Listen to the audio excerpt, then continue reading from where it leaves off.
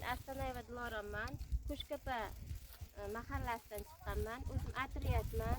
Mana paxta teryapmiz. 100 tadan ortiq ziyat terimchilarim bor. Ertalabdan chiqamiz, soat 6 dan chiqamiz. Eng kami 120 kilo paxta teradi. 300 kilodan ziyat oshiq kelgan terimchilarim ham bor. Mana tinchlik zamonda mana paxtalar terib, yig'ib, ana fermerlarga o'zimiz hissamizni qo'shayotganimizga ham xonadonimizga mana bu paxta yig'im terimdagi halallashtirgan narsalarimizni olayotganimiz uchun rahmat. Tarozi o'z vaqtida, pullarni o'z vaqtida olib beryapmiz. Salimplarda 13 kun terdik. Gagarin hududida 5 kun terdik. Keyin Hashir Xollakada 3 kun terdik.